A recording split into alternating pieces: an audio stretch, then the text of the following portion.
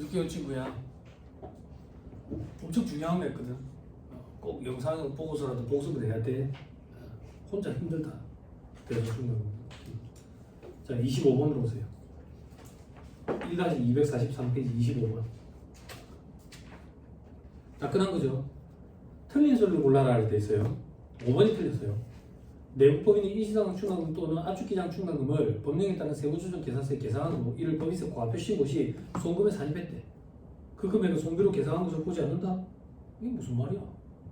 손비로 계산한 걸 보지. 그지? 계산했잖아. 그지? 이거는 신고조정도 가능하잖아. 그지? 자, 28번과 29번이 있는데요. 일시상환 충당금을 두 문제나 풀어줄 필요가 있을까라는 생각이 드는데 28번이 어려워요. 그럼 29번은요? 29번도 어려워요. 29번도 어려운데 28번은 좀 독특한 형태예요. 독특한 형태. 29번이 우리 시험에 나오는 전형적인 형태예요. 그래서 28번은 안 풀어줄 수가 없어요. 독특한데 왜 풀어주는데 그렇게 이렇게도 나올 수 있을 것 같아요. 그래서 28번도 안 풀어볼 수 없어요. 29번부터 먼저 풀어드릴게요. 다음 자료에 의해서 주식회사 정수의 25기 사업인데 2025년 풀입니다. 각사도 소득금액을 계산하면 얼마냐? 다음 자료에 대한 세무조정 전에 소득금액은 300만 원이다. 그죠? 그 각사도 소득금액 여러분들이 알아서 하시고요. 다만 해당 사업은 법인세 최소화 과정이네. 그죠? 그럼 신고조정이야 송금상이 허용되잖아. 일시상환 충당금. 그죠? 신고조정 하라는 얘기지. 그지? 당기 세부담 최소화 과정이 있으니까. 그죠? 네.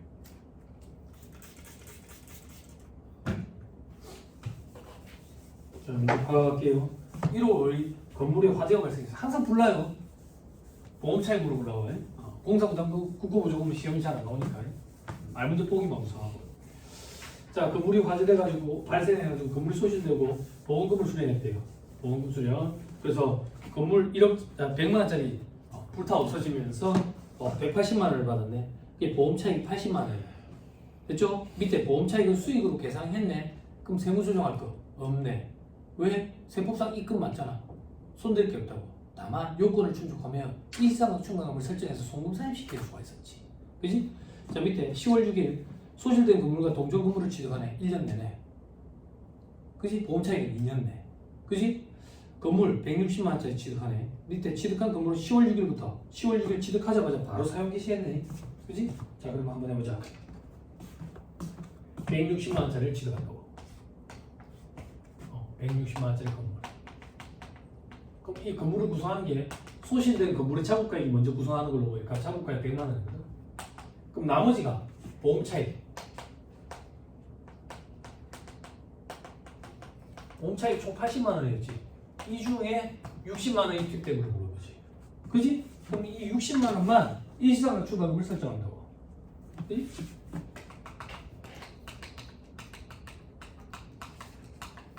토지면 압축기장 충당금이고 60만 원 마이너스고. 그럼 나머지 20만 원은요 단기에 과세된다고. 근데 회사가 수익으로 처리했으니까 손댈 게 없는 거야. 됐죠? 됐죠? 그리고 10월 31일에 감가상각했네. 그러면 10분 계산해야지. 감가상각 10분 계산해보자.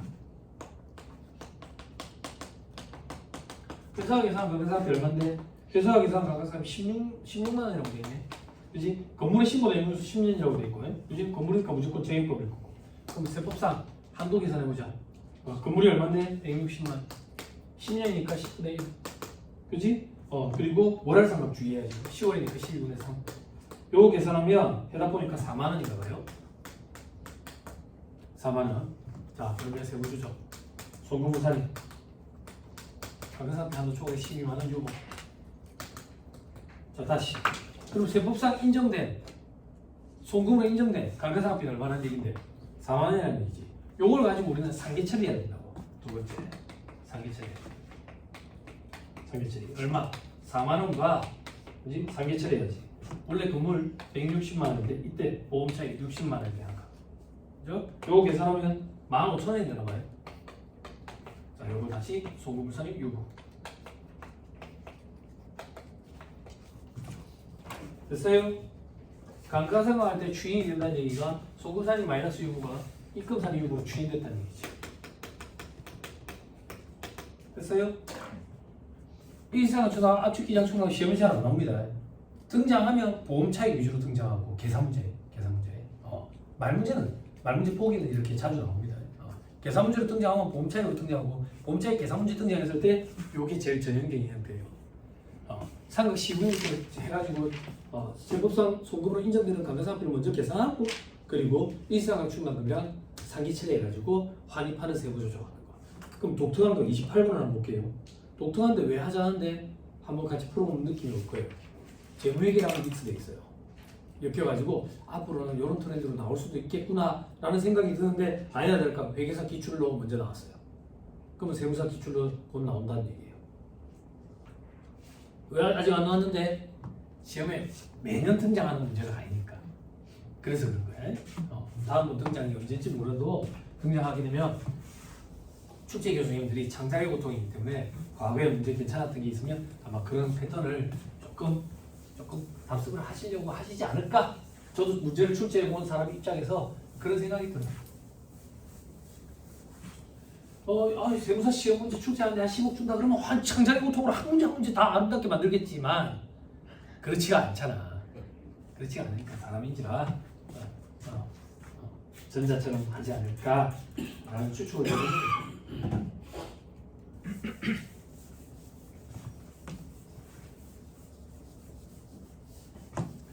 그럼 채점하는 실은 교수님들은 돈을 많이 받을까? 돈 많이 받겠어? 돈 많이 안 받으면 글씨가 지저분하고 막 이러면 읽고 싶을까? 물론 다 읽고 채점을 해주시겠죠? 그렇지만 저 같은 사람은 이제 그러니까 그런 불이익을 당하지 않도록 여러분들이 사전에 대비를 좀 해야죠. 자, 제조업을 영위하는 영리대우법인 주식회사 A 25기자입니다. 국고보조금 일시상환 충당금 관련 세무조정이 4학년도에 미치는 순영향을 여러분들이 하시고, 자, 2025년 1월 1일 보조금 관리에 관한 법률에 따른 국고보조금이야. 국고보조금 5천만 원을 수령하고 건물을 취득했어. 사업에 바로 사용하기 시작했어요. 회계처리는 다음과 같이 했대. 건물 5천만 원, 현금 5천만 원, 영업의 수익 잡았네. 국고보조금 잘했네. 그지? 그리고 건물하고 현금 1억 뺐네. 그지? 그래요, 안 그래요? 그지? 자, 밑에 괄호 이번에 2025년 4월 1일 보조금 관리에 관한 법률에 따른 국고보조금 2천만 원을 수령하고 기계장치를 이거는 기계네. 그지? 앞에 괄호 1번은 건물이고 별개네. 건물이랑 기계랑 별개다.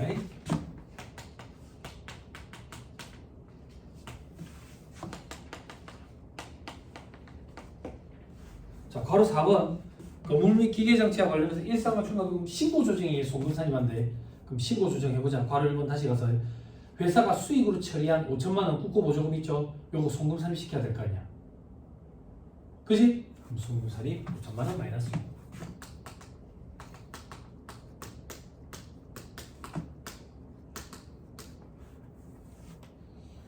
됐죠?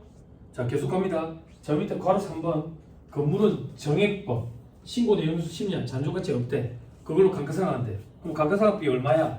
해마다 1,000만 원이지 뭐야? 그죠? 암산도 되잖아요. 그죠? 그리고 나머지 자료는 없네. 됐죠? 자, 건물 감가상각비 계산해보자. 건물 감가상각비 아까 1억이야? 10분의 1 곱하니까 1,000만 원. 상계 처리하는 세무조정해야지. 일상학 출범금, 그지? 상계 처리 얼마? 1,000만 원에 대해서 건물은 1억이고 국고보조금은 5천만 원이네. 반이네. 그지? 그럼 얼마인데? 500만 원. 요거를 상계 처리 해야 되니까 입금산이 500만 원 유보로 추인시키는 거지. 어렵냐? 안 어렵지? 그죠? 건물이 힘들어요. 건물만 보여주려다가 비교하는 형태로 보려고 건물 옆에 건물 옆에 같이 보여준 거예요. 내가 지금 뭐라고 그래 자꾸. 기계. 기계가 어려워요. 기계만 하려다가 비교하는 형태를 보여주려고 건물도 좀 한 거예요. 중복되지만 기계로 갈게요. 자, 바로 이번에 4월 1일에 국고보조금 2천만 원을 수령해서 기계장치 8천만 원을 취득해서 사업에 사용하기 시작했대. 주식회사 A는 국고보조금을 기계장치에서 차감하는 형식으로 회계 처리를 했어. 기계 얼만데? 기계 얼만데 뭐하나? 6천. 장보금 8천. 8천이잖아. 네. 정부에서 돈 받은 게 얼만데? 2천. 그럼 내 돈 얼마 들어갔는데? 6천. 자, 부기한 끊어볼게. 이게 8천만. 내 돈 6천. 국고보조금 2천만. 회계시간 떠올려봐. 부분재무상태평가 그려볼게. 자산청약법이야. 부분재무상태평가 그리면 이래 돼. 이게 8천. 국고보조금 2천. 그래서 장부금액 6천. 여기까지 됐어요? 됐어요? 세무조정할게. 세무조정. 세법은 국가로부터 보조금 받은 게 있으면 순자산 증가세, 법인세 보면 순자산 증가세를 입각이 있으니까 입금이야, 입금. 근데 회사가 지금 수익으로 잡았냐고? 안 잡았잖아. 입금 사입시켜야 돼.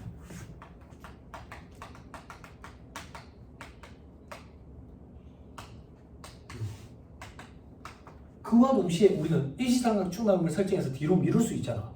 그래서 또 세무조정.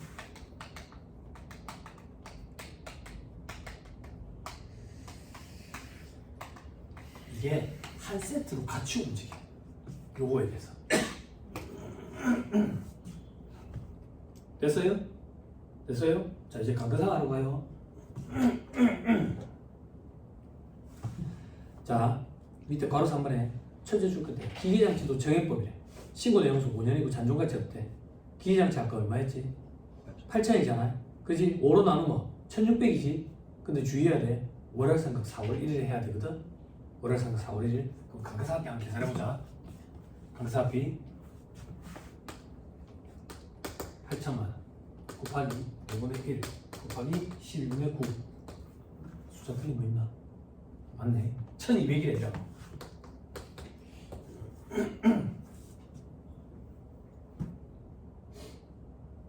됐어요?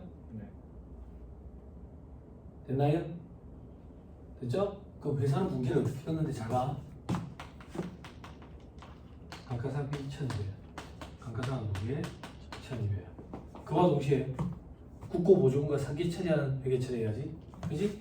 감가상각비 없어지고 보조금 없어지지. 그지? 그지? 이 회사는 지금 잔존가치 없다고 해. 그지? 바로 하면 되겠지. 자, 감가상각비 1200 곱하기 8,000분의 국고보조금 2,000. 이거 하면 얼마야? 4분의 1. 300이네. 이게 상계 처리하는 국고보조금, 정부보조금이잖아. 회계시간에 여기서 잔존가치 빼야 되잖아. 생략했다고 잔존가치 없어서. 됐지? 그럼 분기를 끊으면 이렇게 되지. 그치? 잘 봐. 국고보조금 관련돼가지고 세부조정이 몇 개 있었어? 유보나 마이너스 유보가 2개 있었지? 차변 나왔으니까 추인시켜야 돼. 300만 원만큼만 추인시킨다. 그지? 자, 그러면 송도산이 보조금 300 마이너스 유보, 입금산이 일상은 충당금 한입 300 플러스 유보. 이렇게 같이 와요.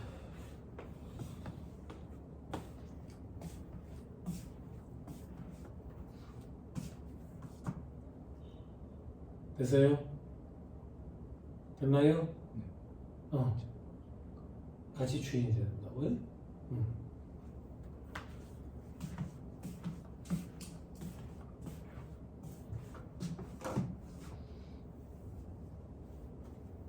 나올 법하거든요.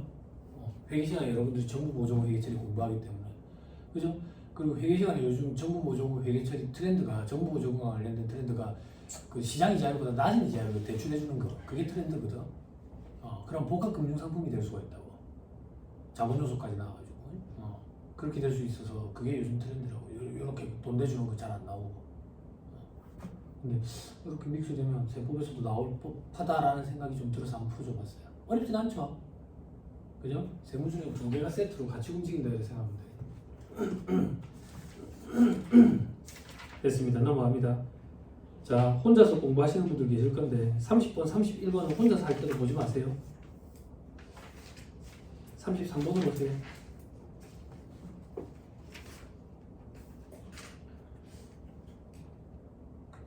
고용목적 사업준비금 갖고 가실 분은 32번에 말문제 혼자 대비하시면 돼요.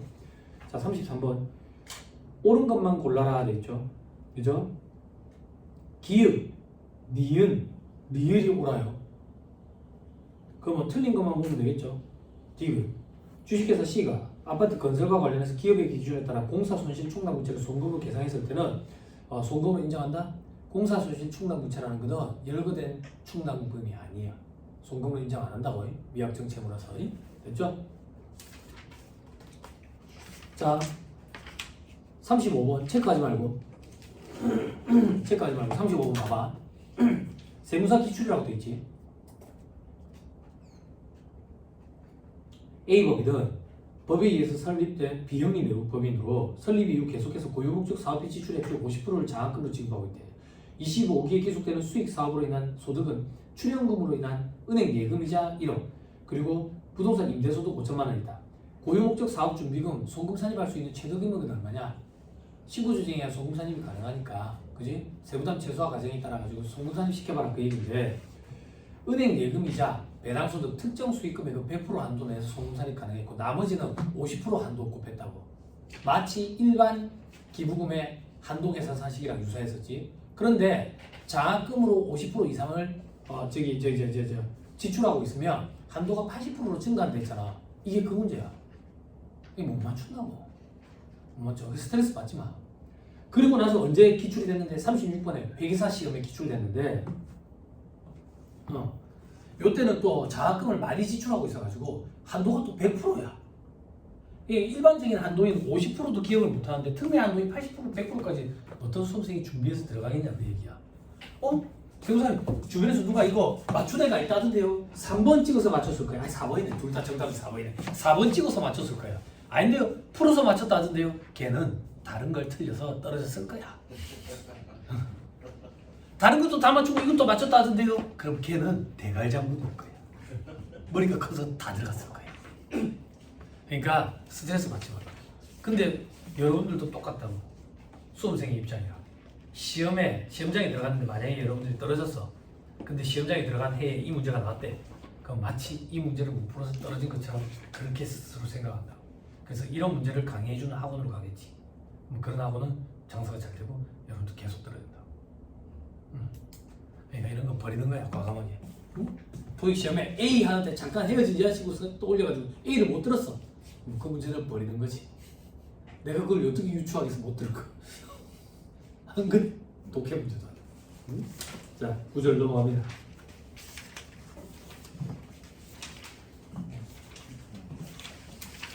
자 부당이익 계산부위. 자 여러분 여기까지가 거의 90%예요 시험에. 알죠? 이제부터는 띄엄 보는 거예요. 띄엄.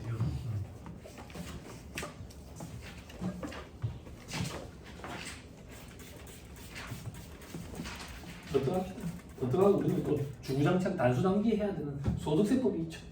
응? 논리거든. 막 딸딸딸로 암기해야 돼. 근데 그나마 천만 다행인 게 지금 막 시국이 이래가지고 개정사항이 거의 없어가지고. 개정사항이 거의 없어서 작년에 공부하고 그대로 좀 재탕해도 되니까. 그게 아니고 개판식방 강의할 때 참 힘들어 하시는데 복습도 안 돼 있는데 개정까지 있으니까 사람들 미치는데 여기 옆에 앉아 있는 사람들도 옆방에 있는 사람들도 올해는 이제 한번 노래 보겠지. 응?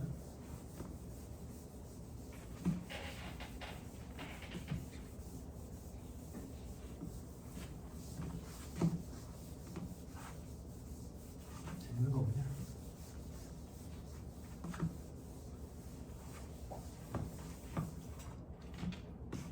재밌는 거 없어? 최우식 나오는 드라마 재밌는 것 같은데 박보영이랑 우리 와이프 보고 있던데. 근데 자꾸 캐릭터가 겹치더라. 걔는 그런 캐릭터에 특화된 애것들아. 뭐라고 표현해야 되나 그런 거. 좀 짠해. 좀 짠하지.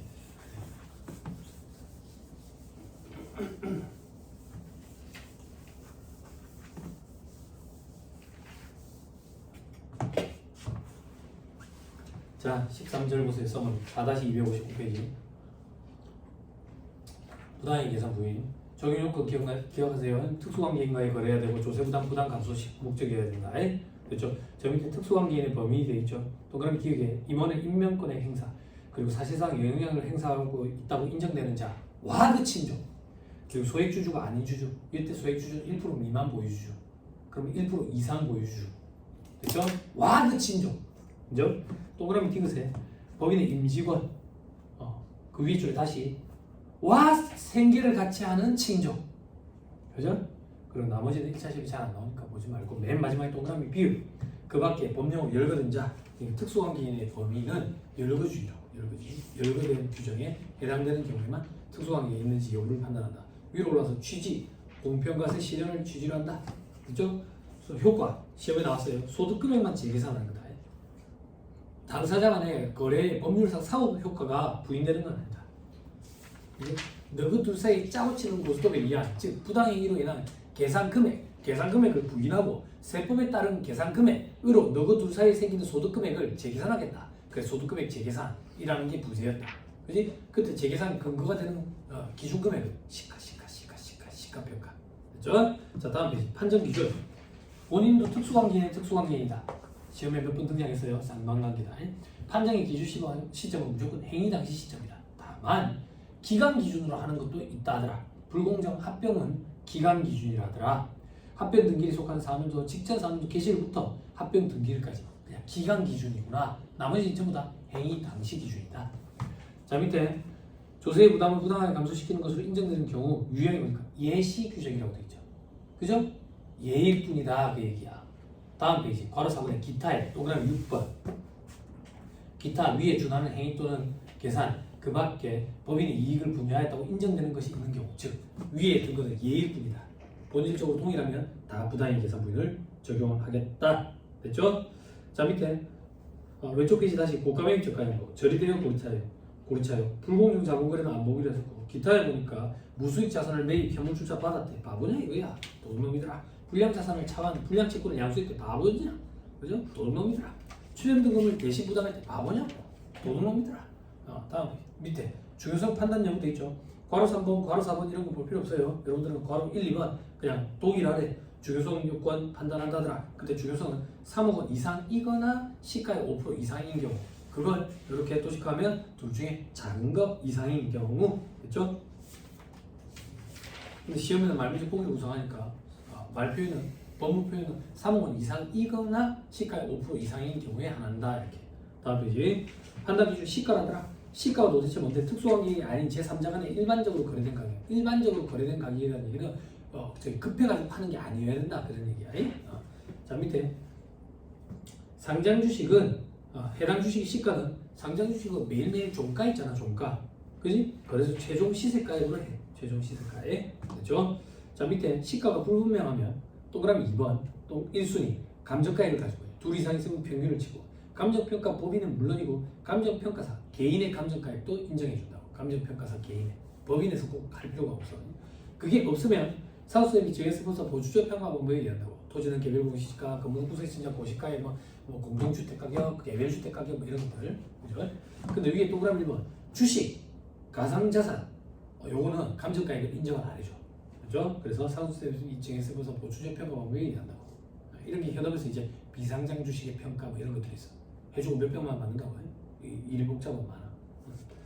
자 밑에 금전의 대리 차익인 경우는 가주평균 차익 자율을 시가로 한다더라. 나중에 인정이자 계산하는 거. 밑에 특례 금전 외의 자산 용역 제공. 동그라미 1번 유무형 자산을 제공. 그지? 사택이나 상가 임대했을 때 적정한 임대 소득을 받아야지. 그때 적정한 임대 소득은 자산의 시가 매매가액 곱하기 50%. 여기서 전세 보증금 받은 걸 차감해가 정기예금 이자를 곱한 만큼은 월세를 받아야지. 그지? 안 받았으면 차액을 중요성 요건을 검토해가지고 중요하면 부당의 계산비를 적용하는 거지. 동그라미 2번 건설 기타 용역 상가 등 건설 용역을 제공할 때는 원가 곱하기 1 플러스 원가 대 이익률이었지. 매출 총 이익률이 아니었다고. 기억나지? 다음 페이지. 자, 부당이익 계산 부인 관련 주요 세무 조정이 되어 있죠. 앞에서 다 했다. 넘어갑니다. 자, 다음 페이지 괄호 2번 저가매입 앞에서 했다. 밑에 양도거래 양도하면 유부자네만큼 유부자네에게 양도 비율 곱한 만큼 유부자네를 추인하지. 그리고 저가양도인지 고가양도인지 그지? 요거까지도 판단을 해야 되는데 1차 시험에서는 일단 유보자네 추인시키는 형태까지만 시험에 많이 물어본다. 저가양도까지 걸리는 문제는 극히 드문데 개발이 책임이니까 또 문제를 또 만들어 놓으신 것도 있긴 하더라. 근데 1차 시험에서는 거기까지 못 해도 된다. 예? 못 올려도 된다. 2차 때 올리면 넘어갑니다. 임직원에게 사택을 임대했대. 그지? 출자 임원에게만 불이익이 있지.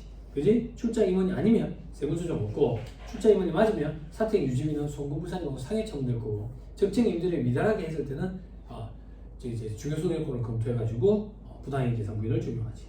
저 밑에 인정이자 회사가 계산한 수익과 세법상 입금을 비교하지. 그지? 그래서 차이가 중요하면 이제 부당이익 계산 부인을 적용한다. 그때 가지입금 범위는 업무관 자산에 대한 지급이자 송금부산 대상이 되는 가지입금 범위랑 동일하게 돼 있다. 그리고 동일인에 대한 가지입금과 가수금이 있으면 상기하는 것이 원칙이다. 상기를 해야 납세자에게 유리한 방향으로 세팅되어 있다. 이렇게 생각하면 된다. 됐죠? 그리고 주에 보니까 특수강인에 대한 법인세법상 업무관 가지입금 제재, 그죠? 지급이자 송금부산이 그리고 인정이자 계산하고 대수중앙 설정 대상 채권에서 배제되고 대소금은 송금산에도 안 된다더라. 밑에 인정이자 계산할 때 적용 이자율은 원칙이 가중평균 차입 이자율이다. 가중평균을 친다. 분모의 차입금, 분자의 차입금 곱하기 이자율. 그럼 분자는 뭔데? 이자지. 이자를 차입금으로 나누면 그지? 이자율이지 뭐야. 그지? 이거 여러 개를 가중평균을 친다. 다 더해가지고 숫자로 나누면 산수평균 무식하니까 가중치를 둬가지고. 밑에 별표시 1번 차입금에서 제외하는 거 특수관계인으로부터 차입금. 그죠? 장난칠 소지가 있으니까. 채권자 불명사치, 매입자 불명사 채권증권. 그죠? 그리고 동그라미 3번에 행정해석이라 가지고 줄치지 마세요. 장기할 무조건 등으로 취득해서 발생한 채무, 연지급 수입의 경우, 그지? 요때도 채무가 발생하잖아요. 채무가. 근데 요거는 차입금에 포함하지 않는데 돈 빌려온 게 아니다라고 보는 거지. 그렇지만 1차 시험에서는 너무 구석진 안 나올 거다. 자, 제일 밑에 별표시 2번 요거는 기억해야 돼. 변동금리로 빌렸대. 변동금리로 빌렸을 때는 차입 당시 이자율로 차입금을 상환하고 변동금리 이자율로 다시 차입한 것으로 본다. 그러니까 요것만 기억하면 돼. 사례 7월 1일 돈 빌렸는데 그때 이자율이 5%였는데 기준금리 변동으로 돼가지고 반영이 돼가지고 1일부금리 뭐 3개월짜리 따라가는가 봐. 그래서 변동금리 이자율이 7%면 돈을 10월 1일 시점에 빌릴 때는 7%를 적용해야 된다 그 얘기야. 되죠? 당연하죠. 그 시점에 이자율을 적용해야 된다. 다음 페이지. 반가로 이번에 예외적으로 당사 대출 이자율을 적용하는 경우가 있다. 어떤 경우? 동그라미 이번에 그걸 선택했대. 왔다 갔다 장난치면 안 되니까 시가로 선택한 사업연도와 이후 2개 사업연도는 당사 대출 이자율을 그대로 적용해야 된다. 혹은 동그라미 이번에 가중평균 차입 이자율 적용이 불가능하대. 왜? 전부 다 특수관계인 차입금인 거야. 그런 경우는 어쩔 수 없이 당사 대출 이자율을 해당 대여금에 한정해가지고 적용을 해야 되겠지. 혹은 동그라미 3번에 대여기간이 5년을 초과하는 대여금이 있대. 요거는 이자율이 많이 변동됐을 거니까 요것도 배제해가지고 당사 대출 이자를 적용하는 사람 요 정도만 보세요. 요 정도만. 밑에 별표시에 동그라미 3번은 2차 때 준비하면 돼요. 넘어갑니다. 다음 페이지 괄호 4번에 2차 시험용도 있는데 이거 1차 시험에 등장합니다. 상환기간 이자율 등의 약정이 없대. 그러면 혹시나 회사가 미수이자 계산하면 이건 가공자산이라 입금부산이 마이너스 유보 해가지고 가공자산을 없애버리고 인정이자 계산한 금액 전체를 다 입금산이 상해처분해야지. 근데 상환기간 이자율 등의 약정이 있으면 일단 미수이자는 입금부산이 마이너스 유보하는데 가공자산으로 보는 게 아니라 원천의 대상이기 때문에 입금부산이 마이너스 유보해. 그리고 그 회사가 계산한 미수이자 금액과 인정이자 금액과의 차이가 중요한 경우에는 부당이익 계산 부인을 적용해서 입금산이 상해처분하는 거지. 그죠? 의미가 좀 다르다. 이거 꼭 기억하세요. 자, 밑에 회수하지 않은 가지입금 돼 있죠. 실무적으로도 그렇고 요즘 시험에도 등장하는 것 같아. 인정이자 도대체 언제까지 계산하냐 얘들은. 대표이사랑 관계가 종료될 때까지. 대표이사랑 관계가 종료되는 게 무슨 말인데 대표이사 나갈 때 가지고 회사에서 떨리 나가는데 혹은 그 전에 죽어버렸을 때 그때까지 인정이자 계산하는 거야. 그죠? 그때까지 인정이자 계산해서 죽어버렸어. 이제 회사에서 나갈 때 가지고 집에 가서 그럼 그 시점에 전부 다 입금 사립하고 상해처분 하는 거예요. 가질금이죠. 그죠? 가질금이 어떻게 입금 사립 상해처분 됩니까? 혹시 궁금해하시는 분 계실지 모르겠는데 가질금이란 자산을 없애야 되니까 못 받을 거니까 소금산이 마이너스 수입을 없애거든. 그와 동시에 입금산이 상해처분해. 대표이사한테 월급으로 주불러 오는 거야. 근로소득으로. 그래가지고 근로소득세를 과세한다고. 됐죠? 근로소득세 하니까 생각나네. 언니 지금 여기서 다 쌌어요? 형님 지금 여기서 다 쌌어요? 연말정산 다 끝냈어? 메일도 다 보냈어요? 어제 새벽까지 메일 보내고 있었거든. 그냥 그러니까 안 알려주면 되잖아. 우리가 한 거지. 근데 안 알려주면 우리가 놀면서 돈을 받는 줄 알아. 그래서 우리가 너는 모르지만 이런 일을 새벽까지 해가지고 하고 있다라는 걸 액션을 취하는 거지. 근데 액션을 취하는데 지금 명세서를 제출했습니다. 연말정산을 완료했습니다. 다음 달에 반영이 될 겁니다. 그러면 전화가 계속 와. 뭐 해야 된대요? 뭐 해야 된대? 할 거 없거든. 할 거 없거든. 그러니까 장문의 메일을 보는 거야. 3월 10일까지 지금 명세서라는 걸 제출해야 된대. 연말정산이랑 원천징수하는 사업소득에 대해서 지금 명세서를 쏩니다. 나머지는 2월 말까지 쏘는데 해당 업체는 해당 사항이 없습니다. 그리고 연말정산을 했습니다. 연말정산에 환급금이 발생하는데 환급금은 직원들한테 이렇게 나눠주시면 됩니다. 첨부된 근로소득 원천징수 영수증을 첨부하시면 되고 직원들한테 나눠주시는 게 원칙인데 직원들이 필요로 하지 않는 이상 잘 안 나눠줍니다. 안 나눠줍니다. 그리고 이 환급금은 회사로 환급되는 게 원칙인데 일반적으로 환급을 안 받고 다음 달로 2월 시킵니다. 2월 시킵니다. 근데 사장님 회사는 1월 급여를 2월에 지급하기 때문에 4월 10일에 원천세 신고할 때 그때부터 차감될 겁니다. 이런 거를 주저리 대서사실을 쓰는 거예요. 그러면 거래처 사장님들이 그걸 딱 읽고 무슨 말인지 모르겠지만 전화를 안 해. 그런 걸 하고 돈을 받는 거야. 그런 걸 하고. 언니도 다 했다니까 다음 주에 이제 결석을 안 하겠네. 그죠? 여행도 그렇고. 이제 법인세 해야지. 법인세 신고해야 돼. 그 전에 그거 해야 돼. 저 고용산재 그거 보수형이 신고해야 돼. 농업법인세 연락 많이 왔더죠. 그죠? 저는 농업법인 찾아오고 듣고 비타오백 아니면 뭐 롤케이크 이런 걸 들고 와. 그래가지고 그걸 자기들 대행해가지고 하면 자기들이 이제 수수료를 받잖아. 수수료를 받는데 여러분들 아시는지 모르겠는데 알고 계시죠? 건강보험 보수적인 신고는 이제 저거 간이지급명세서 가름하고 내년부터 고용산재도 가름해. 안 해. 그리고 들었죠? 이번에 저기 농업인에서 왔는데 저는 어디 농업인이랑 연계돼 있는데 농업인에서 왔는데 사무장님이 바로 얘기하더라고. 자기들 내년부터 수입이 갑자기 확 줄어든다고. 확 줄어든다고. 그래서 그러냐고 그랬더니 취득 상실 신고도 자기들 좀 통해서 해달래. 그럼 자기들이 그 정부에서 지원금을 좀 받을 수 있다고. 나 어제 취득 상실 신고를 좀 했는데 좀 미안하더라고. 속으로만 얘기했지. 속으로만. 참 어려워요. 처음에 언니 기억나요? 간이지급명세서 이거 제도 나왔을 때 언니들 얼마나 욕 많이 했어. 이거 뭐 한다고 하냐고. 지급명세서 쏘는데 왜 이 짓거리를 또 하냐고. 그랬더니 이 짓거리를 하니까 이제 막 보수적인 신고를 생략할 수 있네. 보수적인 신고이 자꾸 전화 온다고. 자꾸 전화. 농업인 이런 데랑 연계돼 있으면 2월 중순? 2월 초부터 연락 온다고. 자료 좀 보내주십시오. 담당자 계십니까? 내가 하는데요. 세무사님 직접 하세요. 내가 하는데. 자료 좀 보내달라고. 그럼 내가 뭘 하자. 뭐 벌써 보내달라고 해서 바빠 죽겠는데 지금.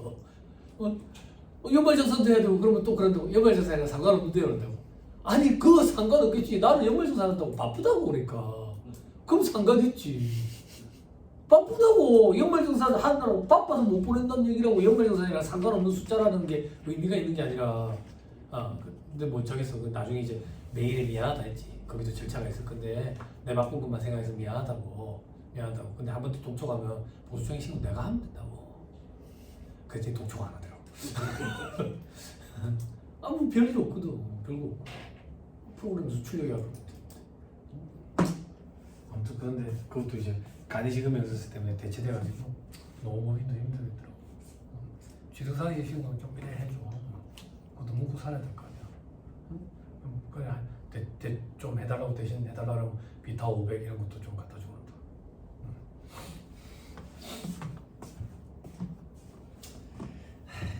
안 되겠습니다. 어쩌겠어요. 영원한 게 뭐 어디 있겠어요. 그죠? 그래서 영원한 게 없으니까 어디 읽고 있었냐? 무슨 문제? 연수 문제 읽어야 돼? 자 밑에 불공정 자본가래 이건 볼 필요 없고요. 2차 때 하세요. 2차 때 해도 좀 버겁게 느껴질 건데 2차 때는 아예 그냥 관심도 갖지 마세요. 자 문제 한번 풀어봅시다.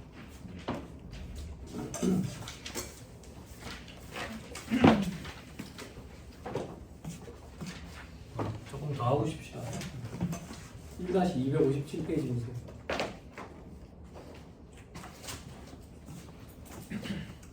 연말정산 간소화 서비스 때문에 진짜 연말정산이 크게 의미가 없어져 버렸어.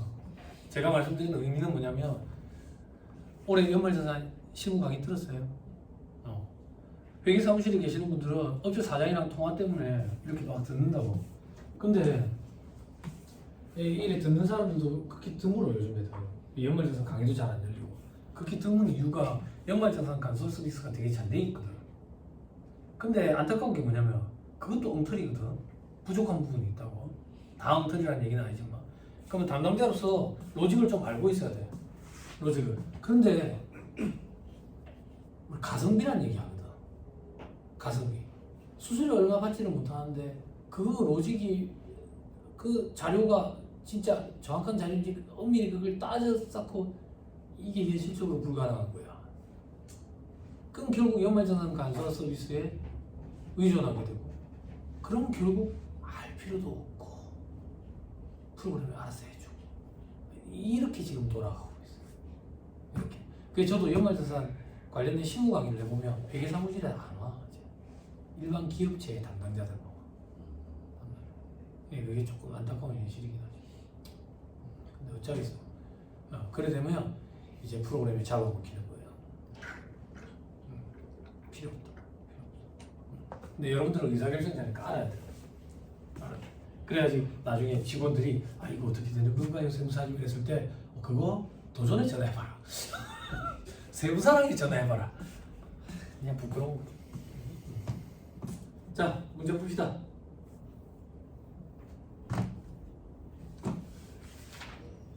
하자. 좀 하다가 쉬자. 1-259페이지 7번으로 오세요. 이런 게 좀 문제예요. 좀 어렵지만. 자, 영리 내용법인 주식회사 A의 제25 2025년 풀입니다. 부당이익 계산 부인과 관련해서 25기 세무수정이 필요하지 않은 걸 물어봤어요. 않은 거예요. 자,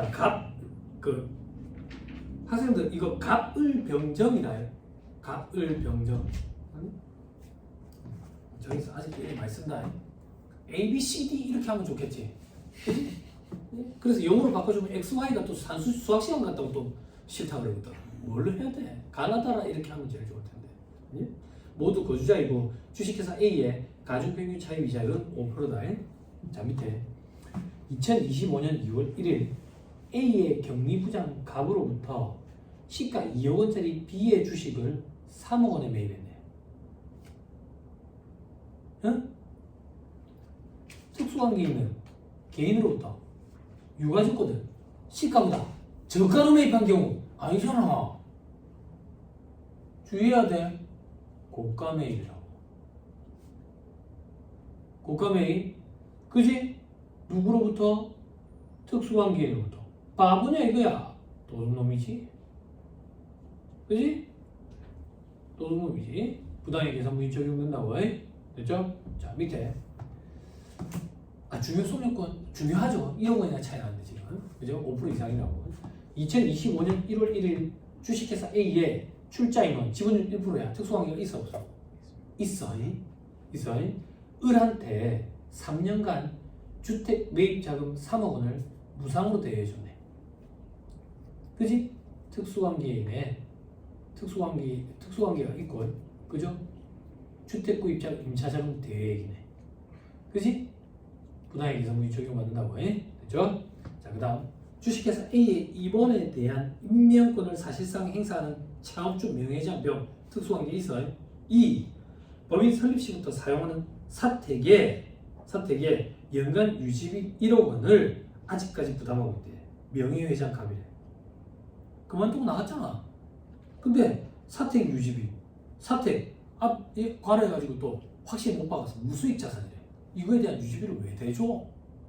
바보냐고 도둑놈이더라. 특수관계, 부당이익에서 물적용 받는다고. 동그라미 5번에 주식회사 A의 발행 주식 30%를 출자하고 있는 내국법인 C한테 운영자금 10억 원을 무상으로 대해줬대. 30% 출자하고 있으면 특수관계가 있거든. 그런 규정이 있어요. 우리 시험에 잘 등장 안 하지만. 아무튼 그 특수관계 있는 내국법인한테 운영자금을 3년간 무상으로 대해줬대. 됐죠? 부당이익 계산 부인을 적용받는다고요. 이게 투자자금이면 또 아니야. 특수관계에 대한 업무와 가제금을 보지 않거든. 근데 일반 운영자금을 빌려주면 업무와 가제금을 봐. 2차 시험 때 그런 거 공부하겠지만. 자, 정답은 4번이거든. 2025년 3월 5일 주식회사 A의 주주 정 지분율 2%야. 특수관계가 있어 없어? 있지. 에게 시가 30억 원짜리 토지를 29억에 매각했어. 시가보다 저가로 양도했네. 바보냐 이거야. 아이들아. 특수관계지. 도둑놈이더라 그거야. 그지? 근데 뭘 주의해야 되는데 시가가 얼마야? 30억. 거래가는 얼마야? 29억. 차이가 얼마야? 1억. 이게 3억과 시가의 5%. 둘 중에 작은 거 이상이어야 돼. 자, 시가가 30억이야. 5%하면 1.5억이라고. 중요하지 않아. 그대로 인정된다. 부당이익 계산분이 적용한대. 됐죠? 그죠? 이런 문제가 좋은 문제라고 생각이 되는데 자주 등장하지는 않아요.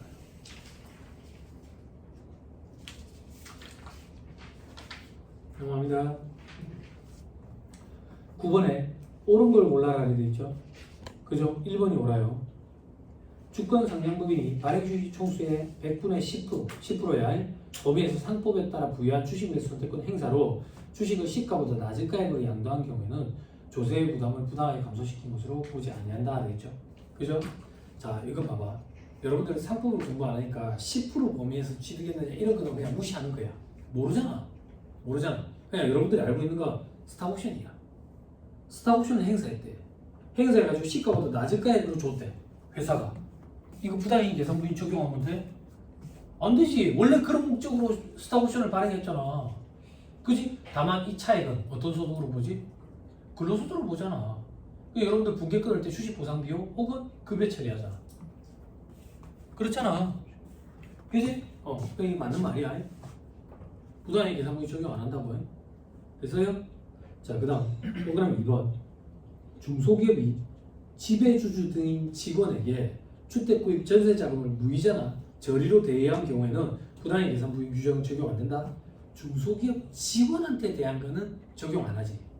그지? 임원한테 대한 거 적용하지. 그리고 특수관계가 있으면 돼 안 돼? 안 되지. 지배주주라며. 특수관계가 있지. 안 된다고. 그래서 틀렸어요. 틀린 거라고 지금. 그지? 그 다음 동그라미 3번. 토지 시가가 불분명한 경우로 감정에 따른 감정평가법인이 감정한 가액이 둘 이상인 경우에는 평균을 치지. 그지? 그지? 동그라미 4번. 금전. 이거 가지고 인정이자 계산하지. 그 밖에 자산. 요 자산의 시가 50% 곱한 거. 임대료, 적정 임대료. 용역. 이게 건설 용역. 그지? 원가 곱하기 1 플러스 원가 대이익률. 기억나지? 이제 을. 무상 또는 시가보다 낮은 이율, 요율이나 임대료로 대부하거나 제공한 경우에는 시가와 거래가 차익이 관계없이 적용한다? 중요성이 공급돼야지. 느낌이 팍 와요? 제가 이거 왜 풀어주는지 말문제 보기는 요 문제 하나만 대비가 되겠다 싶어서. 동그라미 5번. 특수관계인에 대한 금전 대여의 경우 해당 사업자 종료일 현재 대여기간이 5년을 초과하는 대여금이 있으면 해당 대여금에 한정해서 당좌 대출 이자를 적용하지.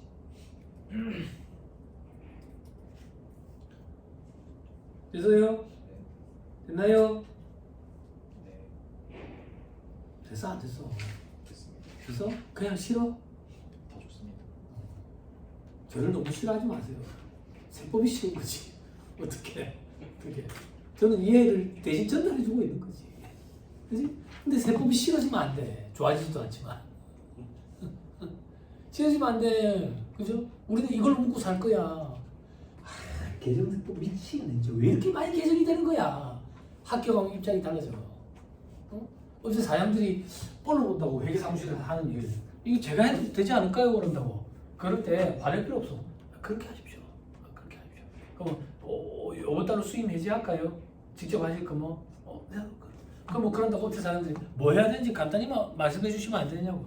매달 이제 간이지급에서 써야 되고 그리고 지급에서 써야 되고 그리고 연말정산 이루어져야 되고 그리고 부가세 신고하고 그리고 종소세 신고 혹은 법인세 신고 이렇게 하시면 된다고. 아 그래요? 인터넷 찾아보면 조금 나올 거니까 그거 보시고 천천히 하시면 된다고. 전화 떨면서 그러는 거야. 근데 개정된 게 많아가지고 이래 얘기하면 맡길게요 그런다고. 혹은 한 달만 딱 지나면 돼. 절대 못 한다고. 절대 못 한다고. 아무나 다 알 것 같으면 뭐 한다고 이런 자격증. 응? 아무나 다 아는 게 아니에요. 근데 각자 역할이 있어요. 그 사람들은 치킨을 튀겨야 돼요. 치킨을 맛있게 튀기는 방법을 개발해야 돼. 그 사람들이 세법을 하면 치킨이 맛이 없어요. 치킨을 망한다고. 그러니까 화낼 필요 없어. 직접 한다 그러면 처음에 기분 나빠하거든. 나에게 세무서들은 뭐야? 내가 하는 일을 뻘로 보나? 뻘로 보는 거야. 하시라 그래. 하시라 그래. 아무 상관없어. 아무 상관없어. 근데 왜 기분이 나쁜데? 아는 사람이라서 싸게 해줘서 그래. 형님 잘 들으세요. 언니도 잘 들으세요. 정당한 수수료 대가를 받으면 그만둘 때 아쉽지 않아요. 업체 나간다 할 때 아쉽지 않아요. 내가 그동안 아는 안면 때문에 싸게 해줬기 때문에 짜증이 나는 거예요. 안다고 싸게 해줬는데 가냈단데. 매달 적정한 수수료를 받았으면 나갈 때도 아쉽지 않아요. 그러니까 싸게 해줄 필요 없어요. 정당하게 대가 청구액 받고 대신에 아는 사람이면 조금 더 서비스를 더 많이 해주면 돼요. 한 군데를 안다라는 이유로 싸게 해주는 순간 책이 확 무너져요. 확 무너져버립니다. 다른 데도 확실하고. 자, 10번부터 틀린 소리를 골라라 되어 있죠. 그죠? 자, 다툼이 있으면 판례에 따르면 되어 있죠. 그죠? 자, 이런 표현을 무시하세요. 왜? 판례 본 적 없잖아요. 무시하세요. 그죠? 2차 때 나와 고려하시면 돼요. 자, 동그라미 5번이 틀렸어요.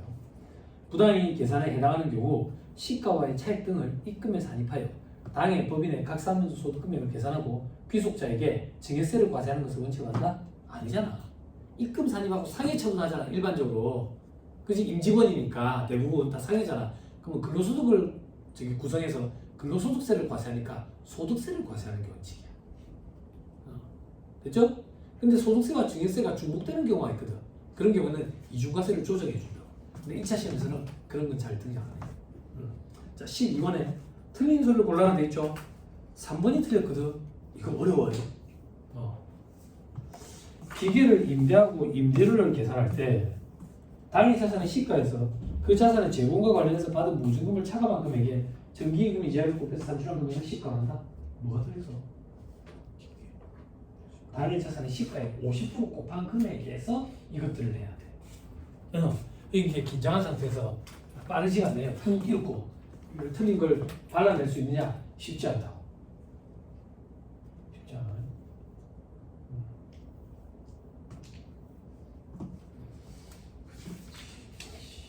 자, 14번 들어갑시다. 14번. 다음 영리 내용법이 주식회사 A가 보유하고 있는 비주식 관련 자료이다 돼 있죠. 그죠? 25기 세무조정으로 오른 것은 돼 있죠. 그죠? 과를 2024년 나오네. 25년인데 뭘 처분해가지고 추인하는 게 있을 거야. 자, 2024년 7월 1일 회사의 대표이사로부터 주식회사 B의 주식 6천주 시가총액 1억 1,000을 1억에 치르겠어. 실제 매입가액을 금융자산으로 계산했던 얘기는 1억을 계산했던 얘기야. 특수관계는 개인으로부터 유가증권을 시가보다 저가로 매입했대. 시가와 매입가액 차익을 입금 사실하고 유보해야지. 그지 그누야? 이 차익 중요성 요건 검토하냐? 그런 거 검토 안 한다고 이거. 됐지? 그치? 그러면 입금 사실 1,000만 원 유보지. 그지? 계속 갑니다. 2024년 8월 1일 이 세무조정은 답에 찾으면 안 돼. 작년 세무조정이야. 24기니까. 자, 2024년 8월 1일에 주식회사 B로부터 이익준비금 자본전입으로 무상주 4,000주를 받았네. 회계 처리 안 했네. 의제배당이잖아. 입금사는 유보해야지. 얼마? 액면에도 있을 거야. 저 밑에 바로 4번에 액면 5,000원. 그러면 2천만 원이네. 2천만 원 입금사는 유보. 그럼 입금사립이 3천만 원 유보가 있네 지금. 그지? 이제 2025년으로 오는 거야. 밑에 바로 3번. 2025년 7월 1일에 출자 임원 지분율 10% 에게 B주식 5,000주를 5,600만 원에 양도했어. 지금 총 내가 몇 주 받고 있어? 만주. 그 중에 5,000주 팔았네. 유보잔에 추인시켜야지. 아까 유보잔에 3,000 있었지? 송금사님 1,500만 원 마이너스 유보 추인시켜야지. 1차 시험은 여기서 끝이 난다고. 여기서 끝이 나. 근데 이 문제는 여기서 조금 더 각색이 됐어. 밑에 양도주식 5,000주의 시가는 7천만 원이래. 특수관계인에게 시가보다 저가 양도를 했네. 부당이익 계산분이 적용되는지 봐야지. 그지? 해보자. 불러줘라. 시가는 얼마냐? 7천만 원. 7천만 원. 얼마에 양도했냐? 5,600. 5,600. 그럼 차이가 얼마야? 1,400. 1,400. 됐지? 됐지? 3억원 혹은 시가의 5% 이상이냐? 5% 이상 맞겠네. 그지? 그럼 요만큼을 입금 산입하고 누군데? 출자이고 상위처럼 되겠네. 배당이 아니냐? 상위해야 되냐? 뭐하나? 상위해야? 출자 임원인데? 2만 원. 상위가 앞서지? 됐지? 됐죠? 하실 수 있겠죠? 네. 됐죠? 자, 그 다음 16번으로 옵니다. 올해 딱 끝난 거예요.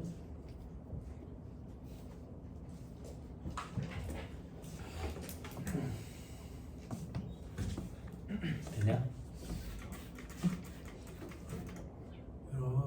목을 뒤로 넘기는 느낌이 아니라 누가 여기서 내 머리를 자꾸 잡아 당기는 느낌으로 이렇게 쭉 뽑아내야 돼. 쭉 뽑아내야 돼. 목을 그냥 이렇게 뒤로 하면 안 돼. 우리는 나이가 있어가지고 우리 목이 이렇게 뒤로 그냥 이렇게 뒤로 넘기면 이 경동맥 협착이 혈압으로 쓰러진다고. 너희도 잘 들었나? 부모님들 계시잖아. 우리나라에 고지혈증 환자가 거의 몇십만 명이라더라. 몇십만 명. 나는 직접 경험했잖아. 고지혈증으로 혈관 안에 찌꺼기가 많아가지고 혈액순환이 잘 안 되면 어느 순간 혈액순환이 막히고 그러면 심장이 펌프질을 엄청나게 한다고. 혈액순환. 그러니까 혈압이 엄청나게 치솟는 거야. 엄청나게 치솟아. 그러면 이제 나중에 협착이 이루어져가지고 쓰러지는 사람이 쓰러지기 직전에 전조 증상이 뭐가 오냐면 뭐가 오냐면 나도 느꼈는데 변이 마려워. 똥을 싸고 싶다고. 근데 똥을 싸고 싶은 게 실제 변이 마려운 게 아니라 그런 느낌이 와. 느낌이 오는 이유가 펌프질을 하는데 말초신경까지 혈액순환이 안 이루어져가지고 여기서부터 또 보석이 차가운 거야. 그래서 마치 느낌이 나 똥 쌀 것 같은데 화장실 가야 될 것 같은데 이런 느낌이 오거든. 그래서 이런 거 뇌혈관 질환으로 심혈관계 질환으로 쓰러지는 사람들이 보통 화장실에서 많이 죽어. 이렇게 변보로 갔다가 앉았다가 그 쓰러져가지고 머리를 부딪혀 죽는 거야. 우리나라에 그런 환자들 많아. 그래 부모님들 만약에 가슴이 답답하다 아프다 화장실 가야 되겠다 이러면 화장실 가시지 마시고 거실에 조금 누워 있으세요. 이렇게 거실에 좀 누워 있으면 혈액순환이 다시 되면서 괜찮아진다고. 쓰러지기 직전에 다 그런 느낌을 받아. 좀 누워 있어야 돼. 숨을 쉬는 게 굉장히 중요하다고. 호흡만 잘 가다듬으면 통증도 감해져. 그래. 화장실 조심해야 돼. 자, 16번에.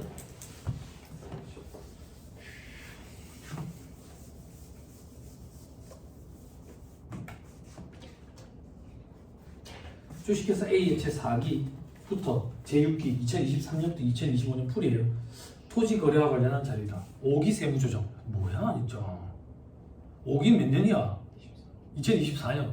더럽게 짜증나게 하는데 세무사 기출 문제니까 감사하네 이렇게. 짜증나게 해줘서 감사하네. 자 밑에 주식회사 A는 2023년 4월 30일 시가 5억 원짜리 토지를 세법상 특수관계인에 해당하는 임원으로부터 8억 원에 매입했어. 고가 매입이네. 바보냐 이거야. 도둑놈이겠지. 그지? 매입 대금조 6억만 지급하고 나머지 대금 얼마인데? 2억은 다음은 내 지급해. 미지급인데 부당이익 계산 부위는 현금주의를 했잖아. 기억나요? 기억나? 그거 하는 거지. 그지? 자 해보자. 4기.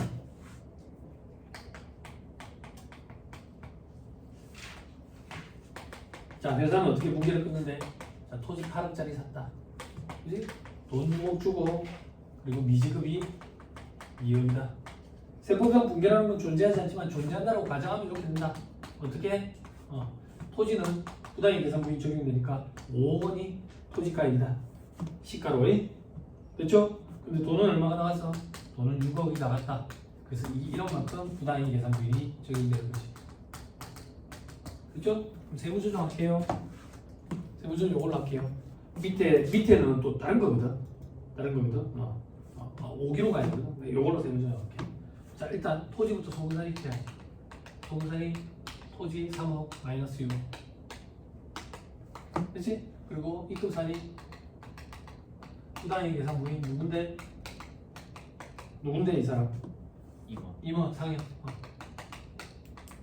그와 동시에 소구불산이 입금살이 소구불산인데 티하면 여기 소구불산이 3억이랑 동일해지지. 회사가 계산한 수익 비용 세법상 입금과 송금 차이가 없다고.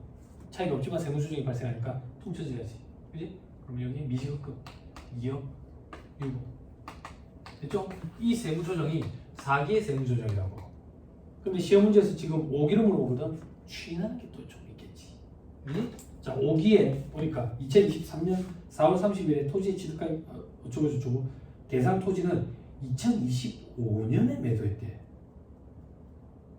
그럼 추인도 아닌데 뭐지? 현금 지급한 거 요거 때문이야. 자 5기에 회사는 이런 문제를 걸린다고.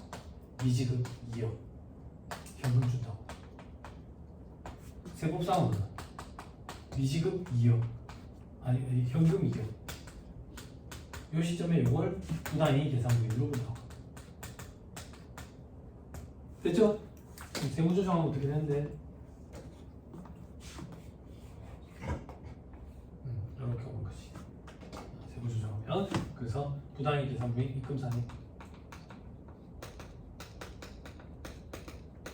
2억 상해. 그리고 미지급금 소분상해 2억 마이너스 6 추인되는 거지. 됐어요? 자 문제에서 묻는 건 요거라고요. 근데 조금만 더 나가보자. 2025년이야. 6기 처분했단다. 처분 유보잔액 추인해야지. 유보잔액 봐봐. 여기 유보잔액이야. 요거 추인될 거야. 됐지? 그와 동시에 뭘 주의해야 되는데 특수관계인에 대한 적가양도지 판단해봐야지. 처분하게 된 다음에. 됐지? 됐나요? 됐지요? 넘어갑니다. 19번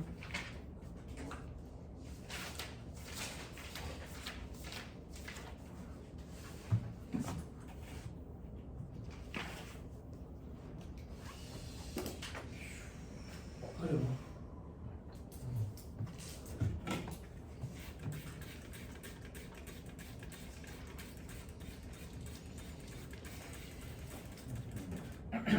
오늘 몇 월 며칠이에요? 3월 8일. 야, 그 접수기간 아이가? 3월 24일인 것 아, 접수기간 그래 늦어? 보통 3월 첫째 주부터 하더만. 3월 20 며칠? 24일. 그때 되면 또 언급해줄게. 그치? 날 받고 있지 말고 접수기간 시작하면 바로 접수해요, 그만. 어? 야, 혹시 고사장도 선택할 수 있지 않아? 그냥 할수 작년에 했던 그럼 빨리 신청해야 선택할 수 있을 거라. 아니면 나중에 선택권 없을 거라. 부산에서 응시하는 사람 점점 많이 지금 응시는 자꾸 늘어나니까 빨리 해야 돼. 북구 어디 몇 군데나 돼요. 몇 군데나 돼요. 요즘에 고사장이. 제가 시험 칠 때는 무조건 산업인력공단이었거든. 한 3군데 돼요. 산업인력공단 무조건 들어갈 거고 나머지는 뭐예요? 학교예요. 중학교? 고등학교도 있어. 방역 공간에 시설이 낮다. 다른데 뭐 시설이 낙후됐다 이런 얘기는 아닌데 요즘 트렌드가 봄에 비가 좀 많이 와 우리나라가. 봄에 제가 그걸 어떻게 느끼냐면 전기세가 확 줄었어. 봄에 물을 많이 주는데 꽃나무에 전기세가 확 줄었다 느낄 정도로 비가 많이 와. 비가 오는 날에 학교에 가면 냄새가 좀 많이 특유의 냄새가 있거든. 여러분들이 그 시험 보러 온다고 학교에서 대청소를 하고 미시 작업을 하고 그러지 않거든. 그럼 방역 건강이 좀 낫다. 냄새가 은근히 좀 신경 거슬리거든. 지저분하다는 얘기는 아니야. 지저분하다는 얘기는 아닌데 조금 더 깔끔한 데서 시험을 보면 안 좋겠어? 그지? 2차 시험은 어딜 가나 더운 건 매한가지야. 어딜 가나. 에어컨 없습니까? 틀어주는데 관공서 기준으로 틀어주기 때문에 아마 28도가 맞출 거야. 더워. 소재 들고 열기 때문에 에어컨 계속 돌아. 근데도 더워. 그래서 앞에 있는 막 그 감독관들이 안타까워가지고 쉬는 시간에 선풍기를 어디서 갖고 오잖아. 그럼 맨 앞에 있는 애가 선풍기 틀지 마세요. 방해되는데. 시계 저 뒤에서 갖고 와가지고 앞에 놓잖아. 시계 치우세요. 거슬리니까. 손목시계 다 지참하라고 돼 있는데 그 정도로 민감해. 그럼 더운데 어떻게 시험을 가야 되겠냐? 세숫대야를 갖고 와서 물을 받아서 발을 담그려고 하는 거지. 그런 어르신 계셨어. 제가 시험 보러 갔을 때. 정말. 첫 해 시험장에 갔을 때는 비가 추적추적 왔는데 서울에서 보는데 중학교였어. 냄새가 너무 심한 거야. 화곡 중학교인가 거기서 봤다고. 냄새가 심해. 그래서 그때 보니까 많이 덥구나. 그래서 유예로 보러 갈 때는 나도 이제 요령이 생겼잖아. 그래서 어떻게 했냐면 동생이 그날따라 창원에서 와가지고 아침에 부사장까지 데려다 주겠대. 대중교통 이용 안 할 거니까 부끄러운 거 상관없잖아. 그래서 남자가 입기에는 좀 과도할 정도의 짧은 반바지 그걸 입고 수건을 갖고 왔어. 노가다 많이 뛰봤으니까 수건 갖고 가가지고 물에 적셔서 목에 감고 시험 봤어. 그러면서 나 혼자 속으로 엄청 뿌듯했다고. 한번 경험이 있으니까 이렇게 하는 거야. 근데 어르신이 그 세숫대를 갖고 와서 발을 담그고 시험을 보시는 거야. 와, 저분은 뭐야? 머리가 하얗게 세신 분이. 대단하더라고. 그지? 한 10번은 안 들어왔을 거야. 이제 진짜. 나름대로 시원한 걸 좀 준비해서 가야 돼. 먹는 거는 점심 먹어야 되거든. 점심 먹어야 되는데 일반적으로 애들이 뭣도 모르고 김밥을 많이 갖고 와. 김밥. 날씨 더울 때 김밥 상온에 2시간 정도 상해요. 큰일 난다고. 니는 어떻게 했는데? 김밥같이 또 이제 누른 밥들이 소화도 잘 안 되거든. 긴장한 상태에서 급제해가지고 위경련 오고 그러면 큰일 난다고. 옛날에 양파 기억나? 양파가 저랑동갑이가 그런데 수능 보러 갔다가 중도 포기했잖아. 그 전교 회장 출신인데. 지금으로 따지면 거의 1등급 출신인데 위경련 때문에 스트레스로 중도에 실려갔다고 병원에. 시험 보다가 수능 보다가. 양파라고 있어. 양파처럼 생긴 사람 말고 노래하는 여자 있어. 이름을 왜 양파였는지 모르겠지만 그때는 무배추, 양파, 감자 이런 게 인기였어. 그리고 막 감자도 있었고 그렇다고. 배추도 있었고.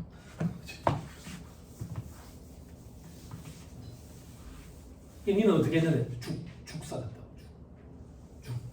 그리고 보온병에 유자차를 또 좋아해가지고 이런 되는 거죠. 보면 시험장 가면 별의별 애들 많아. 시험장 가면 여자친구가 온다. 점심 때 도시락 싸들고. 화장실 갔다가 왔는데 이제 점심 먹어야 되는데 화장실 갔다 왔는데 내 자리에 어떤 여자가 앉아 있는 거야. 그러니까 그 뒷자리 옆자리에 있는 남자 여자친구인데 같이 밥 먹는다고 그러더라고. 같이 떨어져 같이 집에 가겠지. 아마 학교에서 그래. 저주로 보면 되지. 자, 건설업 영위합니다. 건설업을 영위하는 영리 내용본이 주식회사 A의 2025년 풀입니다. 사택인데 건설 용역 제공. 봐봐 옆에 회계사 기출이라고 되어 있지. 사이즈가 좀 커. 1분 30초짜리라서. 자, 밑에 괄호를 봐. 사택 임대부터 오잖아. 주식회사 A는 출자 임원 갑한테 특수관계 있어요. 소액주주 아니야. 사택을 임대했는데 임대기간은 2024년부터 2026년까지니까 올해는 1년 내내야. 그지? 보증금 1억을 받았어. 임대기실의 수령일 때.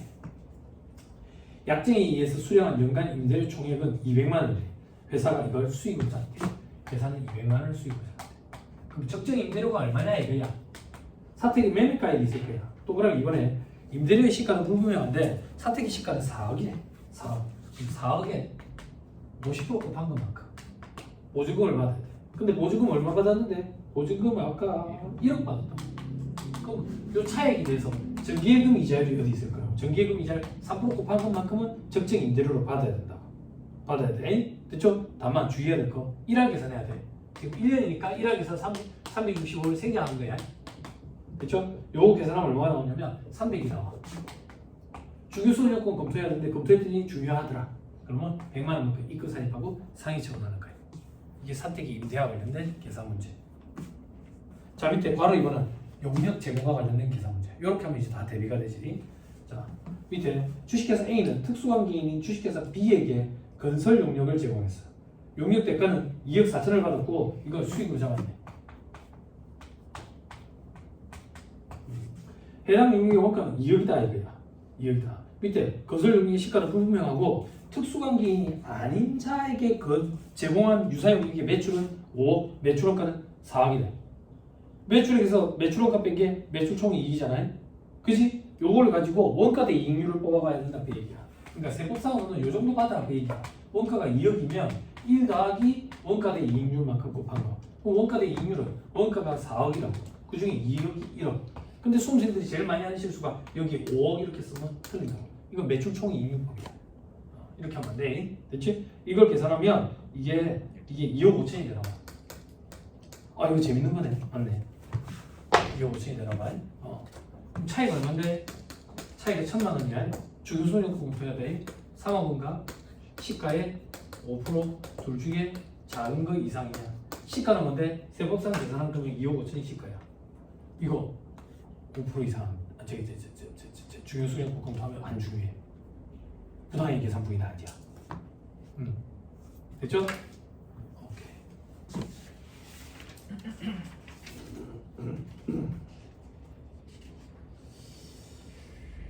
자 넘어갑니다. 21번 1부만 할 겁니다. 영리 내역법인 주식회사 A 25기 세무조정이다. 자 다만 지급이자 송금물산이 고려하지 말해. 지급이자 송금물산이 고려하지 말라는 얘기는 업무관 자산이 있다는 거네. 그리고 차입금과 지급이자가 있겠지. 그지? 자 밑에 괄호 1번에 토지 취득돼 있죠? 그죠? 이건 여러분들이 하세요. 앞에서 했던 거야. 밑에 괄호 2번에 대여금, 인정이자 계산만 저랑 같이 할 거예요. 부당의 계산 부인 파트까지만 문제 풀고 싶시다.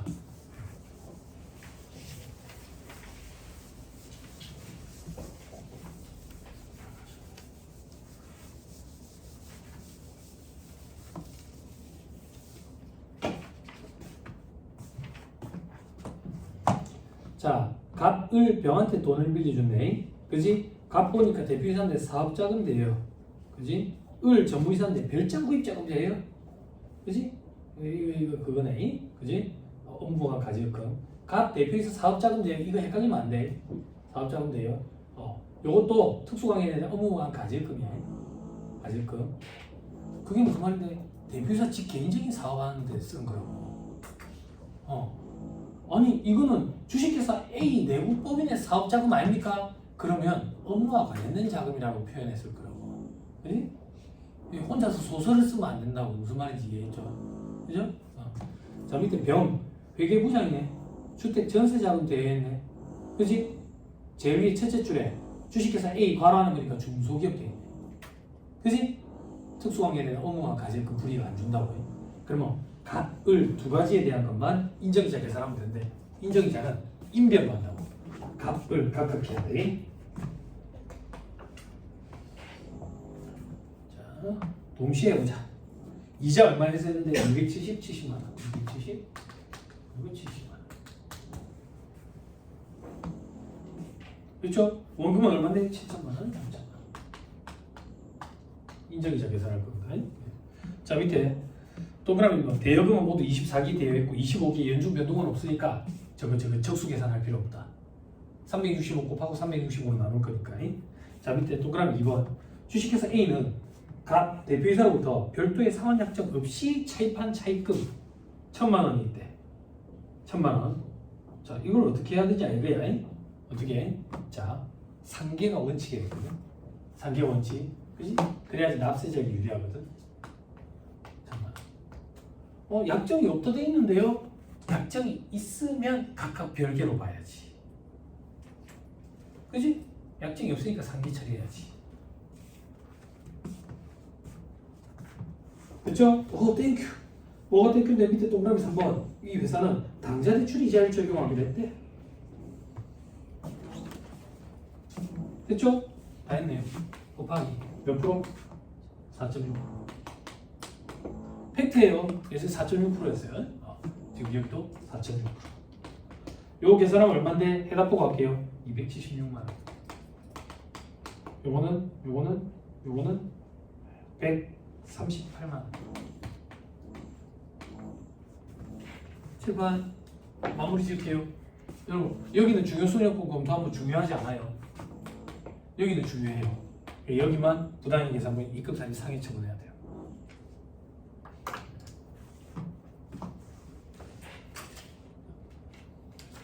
됐나요? 네. 하나만 더 보면 돼요, 여러분. 23번에 가제금 인정이자거든. 가제금 인정이자. 자, 바로 2번 보세요. 관계회사 차입금이 돼 있죠. 그죠? 특수관계인으로부터 차입한 거는 인정이자 계산할 때 가중비교 차입이자를 계산할 때 배제시킨다 했지. 요거 배제시켜야 되거든. 그리고 C 사무저축은행 보세요. 차입기간 보니까 2024년 1월 1일부터 2025년 3월 31일까지로 돼 있죠. 그죠? 근데 바로 1번 가봐. 업무무관 가지금이 언제 발생하냐면 4월 1일 발생해. 그럼 4월 1일 시점에는 C은행에 대한 차입금이 있었어 없었어? 없었지? 그럼 요거 가중평균 치면 안 된다고. 그럼 우리는 B와 D은행의 이자율만 가중평균 치면 돼. 됐죠? 됐습니다. 요게 이 문제 포인트입니다. 넘어가세요. 자, 26번부터가 불공정 자본거래예요. 보지 마세요. 다 했네. 자, 10절. 10절은 원래 과거에 저 앞에 세무조정 파트에 있던 문제들이에요. 그런데 가만 보니까 이 문제들은 전체적으로 다 공부를 해야 풀 수 있는 문제들이네. 그래서 성격이 좀 다르다고 봐가지고 10절이라는 거 별도로 하나 만든 거예요. 이건 여러분들 개별적으로 보시면 돼요. 개별적으로 보시면 되는데 또 문제를 좀 추려달라고 그래가지고 문제만 불러드릴게요. 개인적으로 그냥 보면 돼. 중복되는 것들이라서. 2번, 3번. 그리고 11번. 16번. 18번. 20번.